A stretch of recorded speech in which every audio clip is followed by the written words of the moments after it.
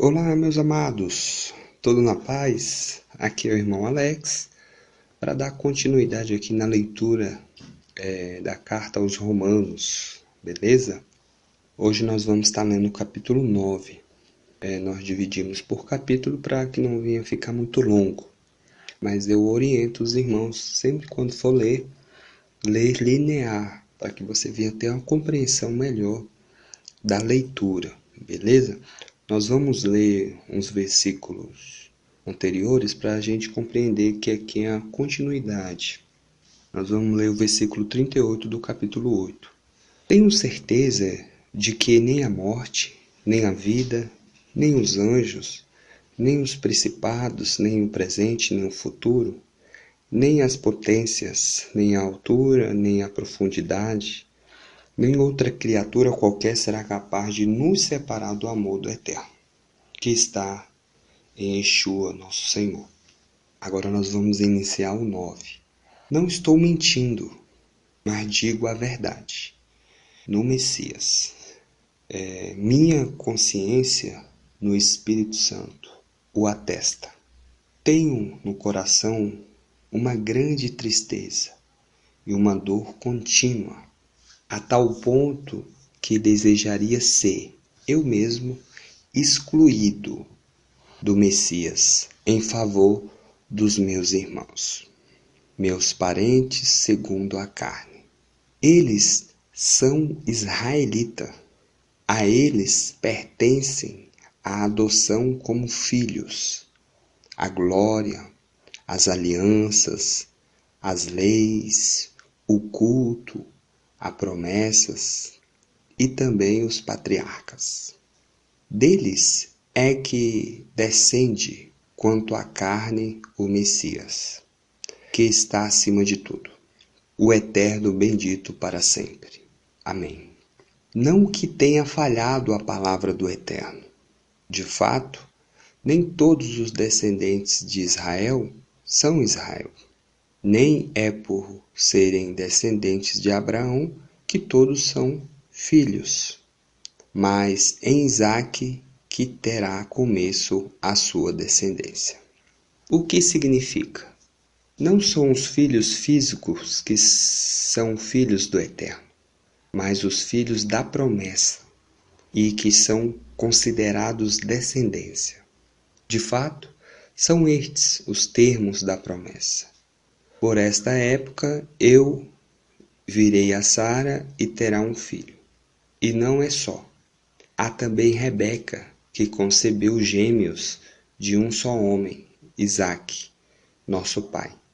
E antes mesmo deles nascerem e terem feito algo de bem ou de mal, foi-lhe dito: o mais velho servirá ao mais novo, conforme está escrito: amei mais Jacó do que Esaú. Pessoal, só colocar um detalhe aqui. Essas passagens que eu estou lendo aqui, elas estão em Gênesis, entendeu? Então o autor, ele está pegando as passagens da Torá para trazer os argumentos aqui que ele está querendo esclarecer aqui, beleza? Vamos continuar. Verso 11. Assim se confirmou o propósito do Eterno, propósito de livre escolha, dependendo daquele que chama, e não de ações humanas. Que diremos então? Haveria, porventura, injustiça no Eterno? Está fazendo a pergunta. De modo algum. Pois ele disse a Moisés: farei misericórdia a quem eu quiser, e terei piedade de quem eu quiser.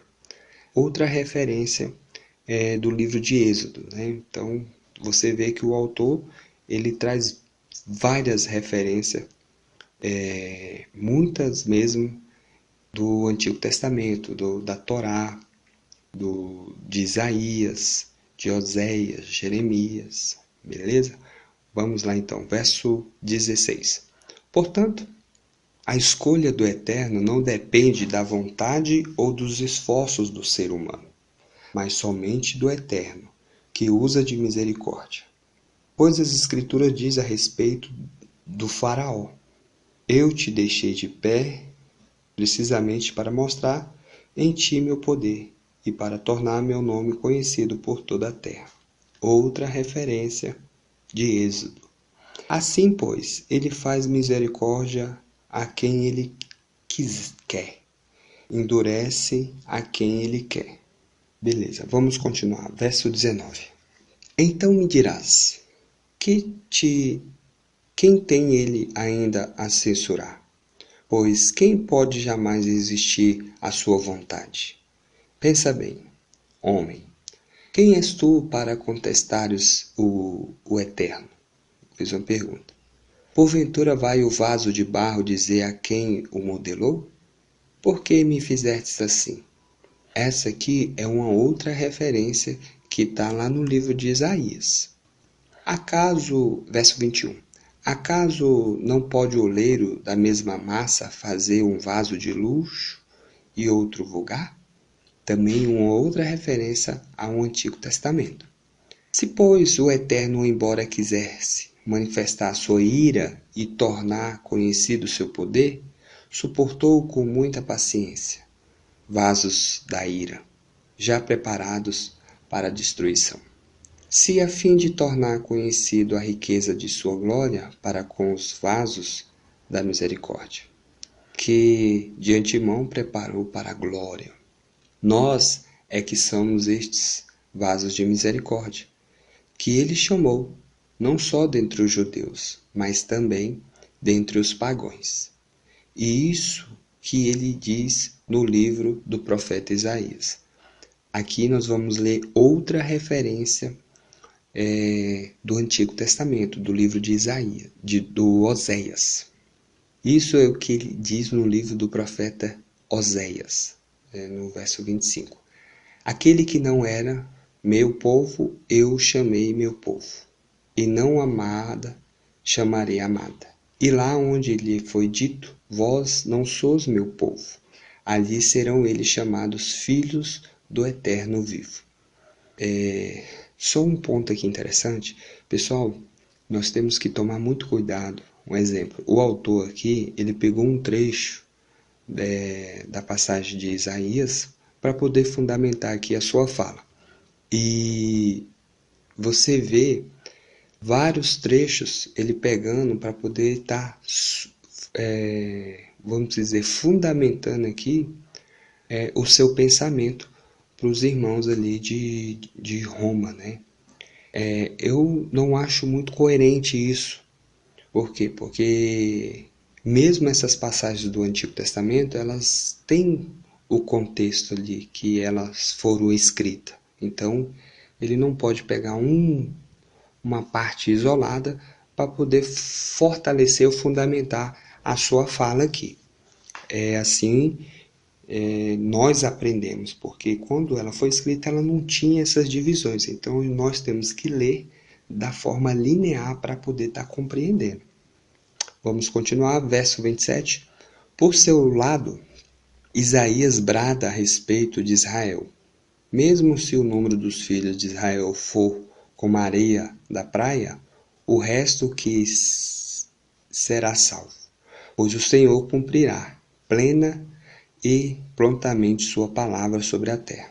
E como predisse ainda Isaías, se o Senhor dos Exércitos não nos tivesse deixado um germe, nós teríamos tornado como Sodoma e teríamos ficado igual a Gomorra. Outra referência ao Antigo Testamento. Nós estamos agora no verso 30, que vamos concluir. O seguinte, os pagãos, quando você vê essa palavra pagãos, pessoal, é todos que não são Israel. Um exemplo, eu sou brasileiro.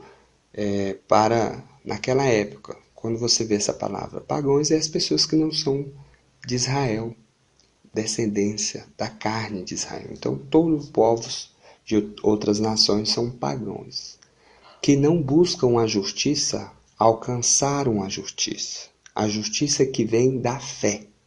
Verso 31, enquanto Israel, que procurava seguir uma lei de justiça, não chegou até esta lei.